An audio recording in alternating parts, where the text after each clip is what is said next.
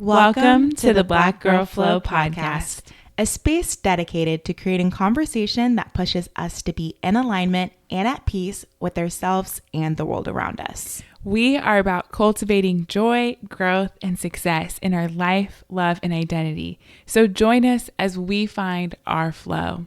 We are your hosts, Liv and Lex, two 20-something-year-old Black girls working every day to be in flow. And we want you along this journey with us. Hey everyone, and welcome back to the Black Girl Flow podcast. We hope that you all are doing well. It is officially Aries season, so that means that we are going headstrong into the rest of the year, completing goals, knocking everything that we want off of our to-do list. And I'm feeling the Aries energy. You know, I do love a fire sign. I do love Aries, and I just feel fired up. Lexi and I, we actually took a unexpected 2-week hiatus just to get our minds and energy and vision for the podcast together. So that's why you guys haven't heard from us, but don't fret. We are back, and we are back with an amazing guest. Today, we are welcoming Reni, a Canadian Nigerian blogger who's empowering women through her resources in financial literacy, career development, and lifestyle tips. And we are just so grateful to have you on the podcast today, Reni. Yes, thank you for having me. I feel really blessed to be able to speak to you all. And hi, everyone who's listening. I'm excited to talk to you. Yes, we are here for it all, but y'all know we would be remiss if we didn't start off an episode with a pulse check. So I'm going to pass it to Lexi. How are we feeling with Aries season? Yeah, great question. A lot of people have been asking me oh my gosh, how are you doing all this? And I'm definitely giving the basic, I'm good. and then don't know even if that's fair. Mm-hmm. I truly have not given myself a second or a beat to even figure that out. And I think I just need to start saying that, I don't know, not good, not bad, but we are just moving at the speed of light. And so I think I'm just entering into the space being I don't know, my life has been on go. And so when it stops, I will let everyone know. But a lot of really incredible things. My brother got engaged. Oh, okay. I know. Granted, before we give him the applause, it took 7 years. Okay. So everyone was oh my gosh, how do you feel? I was it took 7 years. Okay, so we're very excited, but it's not a surprise to anybody. But it's very surreal. I'm having lots of surreal moments of is this life? Oh my gosh, I'm literally getting a sister. That's how it happened. That's so crazy. Exciting. So I haven't given myself a second to really catch my breath, but lots of good, exciting things happening. So, Reni, I'll pass it to you to give us a quick pulse check of how are you entering this space? How's life treating you? I feel I'm the same way as you. Life is lifing, but in the best way. I actually felt exactly how you felt, where everything was moving so fast, and I couldn't I was just on the move and could not even breathe. But I took a 1-week retreat to Antigua, and I didn't use my phone. I was just it was a silent retreat, and it was a solo trip as well. So I was this is my time to reconnect with myself and everything. So I felt really good that week. But then I got an email, and it was hey, you're going to meet the Minister of Finance of Canada. So then I had to I flew home early. So I kind of cut my retreat short and flew home early. But honestly, I feel really good. I feel amazing. Listen, you're about to inspire me to book a one-way flight ticket to Antigua or some island. I've been saying this for such a long time. I need to be on a yacht shaking my ass somewhere. Yes. I need to be on vacation on a beach. It's my God-given right. I think that I deserve it. And I love to hear that you really unplugged for the time that you could and was just no notifications. But I also completely understand flying back home to meet the Prime Minister of Finance. I literally told my assistant, I was do not message me for any email. They can wait for at least a week. And she's I think you're going to want to hear this one. And I'm okay. And then I'm glad I listened and I came home early. Yeah. I love that. I feel I'm somewhere probably in the middle of you guys. This week in general was just feeling, it was giving discombobulated. It was giving just like trying to catch my breath. Mm. And then I feel like I took off actually this upcoming week so that I can really just rest and have time to reimagine what I'd like the Q2 of 2023 to look like. And so I have huge hopes, and that's kind of like my time to catch a beat, or yeah, to take a break, let's say. And so I'm just going to hope for the best. And I think for all of us, it's kind of giving stay tuned to just kind of see where we're at, you know, in the next couple of months, because 2023, I have so many thoughts already. I have so many thoughts. So yeah. Yeah. Well, that sounds incredible. And I agree. I think we can all, it's just kind of it, you call it Q2, whatever kind of your rhythm is for the year. I think we've gone through a couple of months, and I don't know about y'all, but the time warp, the weather, like things feel very different. And so this feels like a very natural place as spring has sprung, to start kind of taking inventory of things, which is why we're really excited to have you, Reni. And I am a true believer that conversations happen when they're supposed to. And I think this is like the perfect time for us to have a conversation that I think many of us probably aren't thinking about as we enter spring and into summer. Because everybody, I'm hearing a lot of conversations like, get that body right, like how we eating, how we prepping, what are we booking for the summertime? And then the next question is, what's that wallet look like? Okay, because if we're really trying to get our life right and do all these things, then we got to make sure that financially we've also set ourselves up for success. And I think there's probably a lot more anxiety around our financial well-being right now because of the state of the economy. And if the girlies didn't have their wallet and their bank account right beforehand, like it might even be even more overwhelming. Yeah. It hit a little close to home for some of us. Shots fired. Shots fired. So we're really excited to kind of bring in your expertise about kind of this money management 101. And so you have a wealth of experience, and I'd love for you to highlight just your background. How did you land in doing kind of this financial and career coaching, which I think is a beautiful both and that's so necessary? Thanks. So I started so I've always been someone who just likes to share what I've learned and like, you know, just share it with other people. And I think I have a gift of making extremely complex things very simple. So I decided in 2020, I purchased my first house, and and I was 23 at the time. So a lot of my friends. Yes, so we love that. Yeah, so at the time I didn't have a following or anything, but a lot of my friends were like, girl, how did you do this? And I was like, guys, I've been telling you that I invest in the stock market, and I've been investing since I was 18 years old. And it's because my parents, my dad taught me how to invest when I was 18. And then they were like, no, we need more information, make a video, make a podcast, make something to explain it. So that was like my leap into actually teaching people. And in 2020, May 18th, 2020, I put out my first video. And ever since then, it's just been going up and up and up.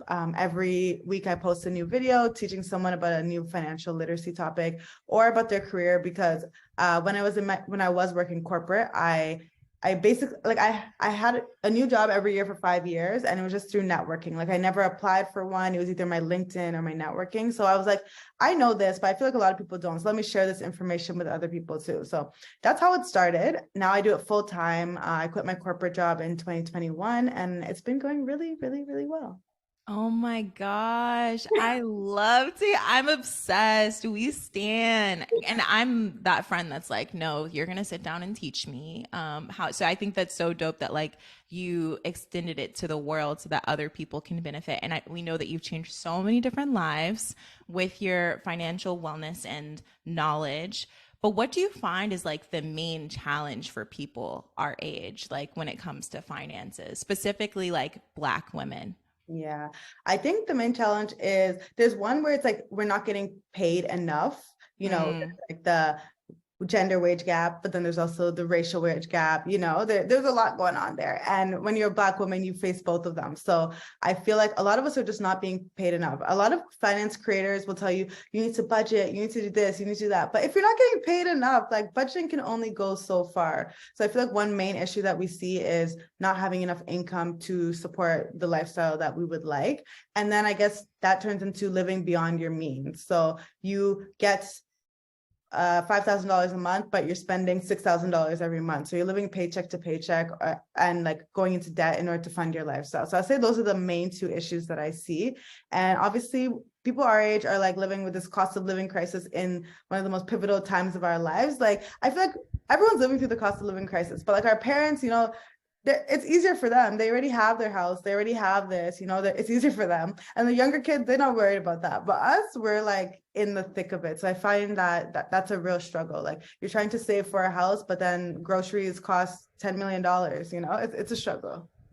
Absolutely. And I really, that's why I love your emphasis on the career and financial well-being, because I do think that as Black women, we sit at so many intersections, and truly like what's happening in our environment impacts us in a really nuanced way. And so it is kind of sometimes when you talk about like, oh, I got a new job every year and I managed, my funds, it kind of does feel like, oh, well, that's just like a circumstance. Like that's just that lucky girl. Like that's not attainable to me. But I think what you really bring into perspective and into light is like, no, it takes some finesse. It takes some strategy around it, which I think is an invitation for people to be like, if my budget isn't enough and I'm not hitting those goals like I want to, maybe I need to kind of zoom out and think about strategies that are more big picture and more nuanced with that. And I think that kind of invites more people into the conversation to kind of help us think through, because you're right. Many people would be like, you bought a house when you were 23. I didn't do that. I don't know how I would do that. So let me just turn around and keep doing what I'm doing instead of seeing like, oh, wait, no. And how do I kind of move forward with this in my career and financially, both, and to be strategic in that effort. So I love that. Thank you. But Liv, for you, kind of, you've talked about we have two very different dispositions when it comes to money. Okay. I will openly talk about that. I'm so cheap. I'm so cheap, and I'm a do-it-yourself girly. Like I love the process and I do not mind spending my time to do it. So how do you feel hearing, and kind of, you've also been benefited from a lot of Reni's content. So kind of how do you enter into this conversation? Are you? I'm literally. So with us being roommates and all, Lexi gets we both get a front row seat into a lot of ish that goes on, right? Okay. One of them being my very interesting spending habits, where Lexi's like, how are you affording your life? Like there's no way. And I think for me, growing up, we didn't really talk a lot about finances. And I was raised by a single mom, and she like did her best when it came to like providing a good life for me and my brother. And then like the one thing Black women are always like is like, you need a job. And so I always had a job, but never necessarily had the knowledge or desire to like figure out how I could capitalize on that income. Mm-hmm. And even like as my mom like kind of raised me to get a good job after school, after I've done that, I'm still kind of understanding the detriment of how lifestyle creep can really impact you. And so now I'm kind of in that stage of understanding how I can escape that and how I can also generate income. But I think at the same time, we have a lot of people online being like, oh, don't buy Starbucks, or don't buy like your $5 lattes each day. And kind of like what you were saying, like it's not necessarily about not enjoying the life that you want to have, but it's about like figuring out how everything can work together to your benefit to create the life that you want to have. Mm-hmm. And given that there are people that are making like 6-figure salaries right now, but are still living paycheck to paycheck and kind of falling victim to lifestyle creep, like how would you say that happens, and how can we avoid lifestyle creep from happening? I want to like affirm you and say that you're not alone. I swear, I think the majority of people, because the thing is nobody teaches us about money. So it's like you expect people to know how to manage their money when nobody has ever taught them. So I like affirm you. There's nothing wrong with, Thank you, Reni. yes, but now you know better, you could do better. Okay. Period, poo. Yeah. So your question was how, yeah. So a lot of people, I think, I can't remember the stat, but it was a huge percentage of six-figure earners are living paycheck to paycheck. And for those who don't know what paycheck to paycheck is, it's basically, as I said earlier, when you are spending more than you make typically, or you're waiting for you have bills coming, so you need your next paycheck to pay those bills. Whereas an ideal situation would be that I have these bills coming, I have a reserve of funds if I need to pay them, and my paycheck is just an addition on top of that. That's what you would ideally like. That's the situation you would ideally like to be in. So I would say the reason a lot of people are in this, one, it's the not earning enough. And a lot of people just don't know how much is going into their account each month and how much is going out of their account. Like I have an accountability group with over 100 people in it. And a lot of them just didn't even know like how much they get paid each month. Well, they probably know how much they get paid each month, but they don't know how much they spend each month. So doing something as simple as a budget can be like, oh, I spend. This is where my money's going. Yeah, exactly. And a lot of people think budgets are very restrictive. They feel like budgets are like, oh, I don't know what to, like, I'm locking in my money to this specific category, but I feel the opposite way. I feel like budgets give you the freedom to tell your money where it should go. Like if I know that if I make $5,000 a month, I know that $1,000 has to go to my rent. I know that $500 has to go to groceries. And then the rest I can do, I can like allocate it how I want. So I always tell people to try to reframe it. It's not that it's limiting you. It's actually empowering you to do exactly what you want. But if you have no idea how much is coming out of your account each month, then you're likely going to be spending way more than you need to. I know that when I was trying to buy my house, that was the first time I actually was like, hey, let me start budgeting seriously. And when I started doing that, I was like, oh, I eat out like a lot. Like, and I'm like, I live at home with my parents and there's food at home every day. Like, why am I eating out every single day?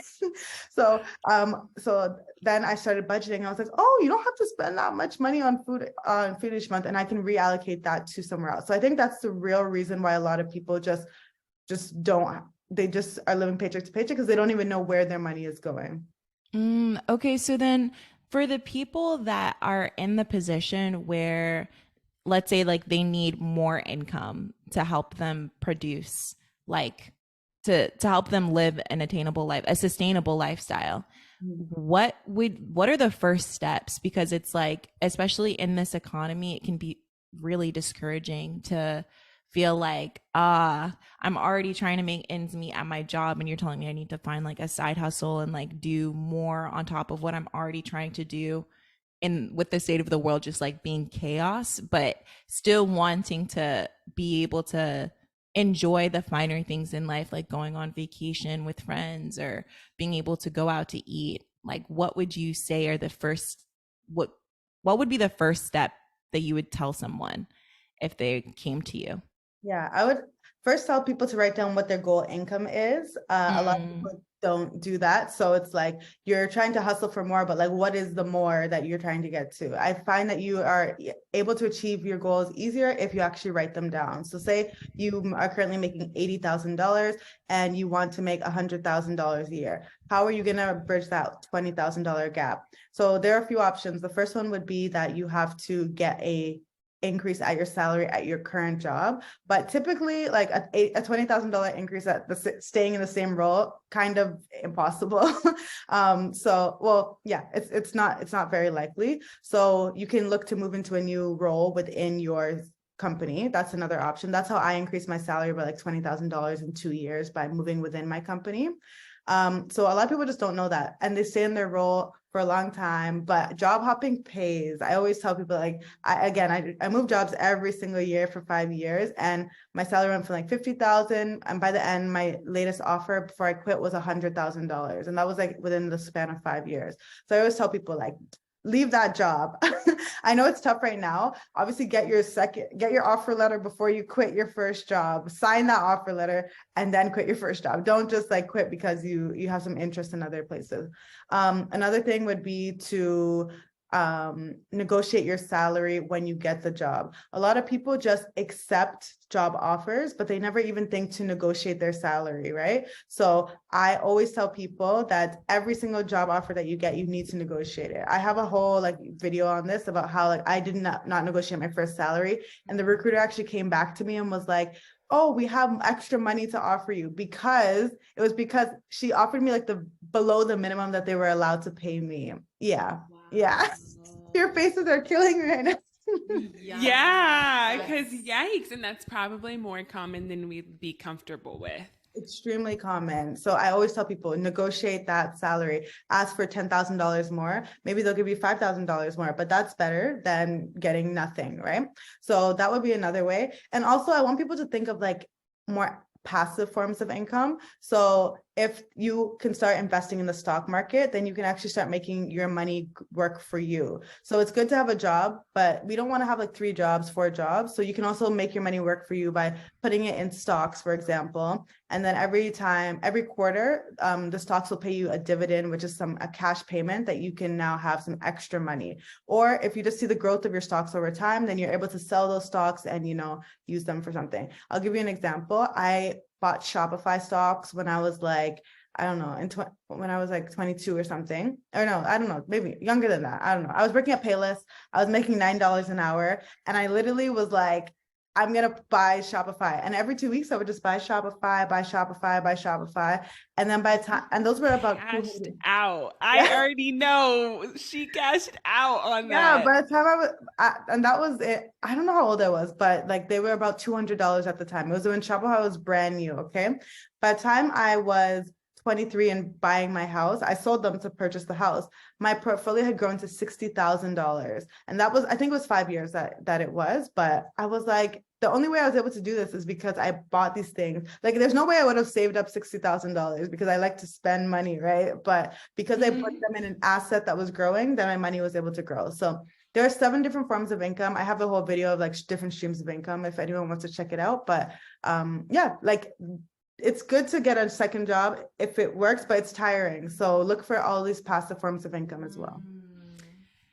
I can definitely attest to working lots of labor is exhausting. I have more jobs than I like to admit. And everyone's always like, how's that going? And I'm like, it's not sustainable. I said that when I got them, and I will continue to say that. So I love this idea of really thinking strategically about how to make your money work for you. And I think your question about setting your goals, I know for myself, it was really grounding when I started thinking about what my values were, especially in terms of money. So, how much of it do I want to commit to giving back, or how much of it do I want to work for myself, and how much of it what season of my life. So I really love that, because that was really transformational for me.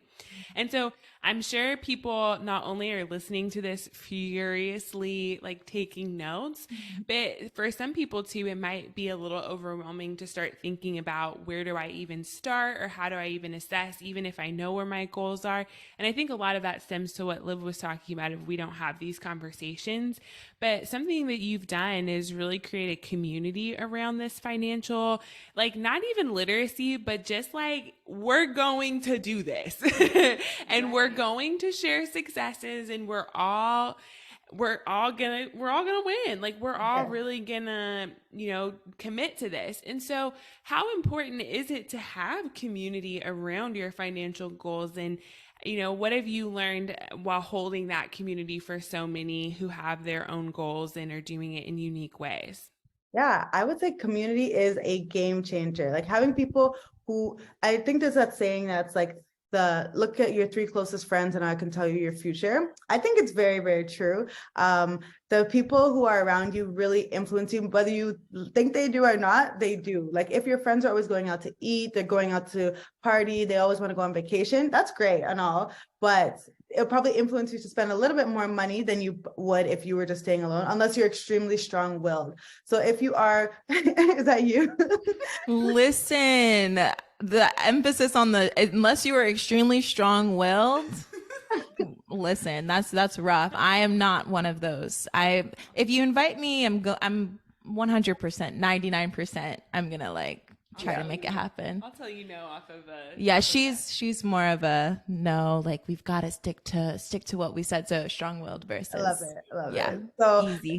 yeah, so I've created like communities where you're surrounded by other people who have the same or similar goals to you. So last year I had my accountability group, and it's basically a Facebook group that had, I think it had 110 people last year, and it's all people who were like, I'm gonna save $10,000 this year. Some people want to save like $1,000 in a year. One person saved $100,000 last year. So there were levels to everyone, but the common goal was that everyone was trying to save and invest or pay off debts. So I would say just like surrounding yourself with people who are doing the same thing that you're doing and can check in on you is really motivating. And you know that, oh shoot, I can't just spend all this money because this person's about to check in on me in 2 weeks. Like I should probably stick to my goals. So that's what I do with my group. Last year we saved over $950,000. Whoa. And yeah, right. I was just like mind blown. Like what? Like crazy. So yeah, I feel really blessed to be able to cultivate this community. The group's currently closed. I know people always ask me. It's currently closed. It's just we only allow about 100 people in, so it's closed for now. But next year it'll open again, and hopefully everyone who wants to join can join as well. But if you follow me on Instagram, I also share people's wins every first day of the month, so you can get encouraged by other people. But I always tell people, just create your own accountability group with your friends who are like-minded. If your friends aren't like-minded, it may not work, but find someone in your community that is like-minded. And there's so many amazing resources on your YouTube, on your socials. Please drop it for everyone that's listening so they can check out everything that you put out, because they'll just take notes, guys. Literally take notes. Yeah, so I have a YouTube channel, and it's XO Reni, so it's XORENI. I have my Instagram page, which is XO Reni as well. I have my podcast, which I think is similar to this, where it's conversations with people, and it's called Don't Go Broke Trying. And I teach people how to not go broke trying to live their best life. So I interview people who may have gone broke in the past or made mistakes financially in the past, and they tell their story, so you basically don't have to make those same mistakes. So someone who he moved to Canada, got a credit card, and then he got into I can't remember, like $60,000 worth of debt because of that. So like stories like that, so that people who are getting moved to Canada soon don't make that same mistake, or people who haven't used a credit card soon don't make that same mistake. You are doing the Lord's work. That's all I have to say. Really, really, truly, like it's so important, because especially people who find themselves in those circumstances, that's such a vulnerable time to really, ask for help and say like, I'm in this predicament and I'm not quite sure how I'm going to get out. And so I think there's so many lessons of just how we as individuals show up in our money management, and also can take that and use that to our advantage of saying like, yes, like you don't have to not show up in your full self or live the life that you desire when it comes to your finances. You just got to do it in the right way. And so my last question before we kind of close everything out is, you talk about that you really have this fantastic skill of being able to take complex issues and make it simple. What do you think is one of the most complex issues in finance that you love to talk about, that you're like, if only people knew it was so simple? What would you say that is, that you're like, so underrated, so underappreciated? So I know for myself, I've entered into real estate, and I've had a huge learning curve, but then all of a sudden I kind of have things click, and I'm like, if only I would have known it was that simple. Yeah. So what would that be for you? Honestly, I think it's investing in the stock market. Like, it sounds confusing, right? It's like you're buying a part of a company. What does that even mean? Like, which company do I choose? Which this, which that? But it can be so simple, because you don't have to choose a specific company. You could just pick a fund and invest in that. Like, I feel like investing has been overcomplicated, but it's extremely simple if you know how to do it. Yeah. All right, y'all heard it here. We ain't playing no more, okay? We gonna hit up that stock market. We gonna see what it's about. Right. Okay, pull up. Yes. I think that's incredible, and I hope people take that invitation of, hey, this might be a little bit simpler than you thought, and get curious about how that looks in their own life. So thanks for entertaining me on that question. Of course. Yeah. And my last question for you, we like to ask all of our guests, what does flow mean to you? Flow. What does flow mean to me? This is a good question. I don't know. Yes. What does flow mean to me? Flow.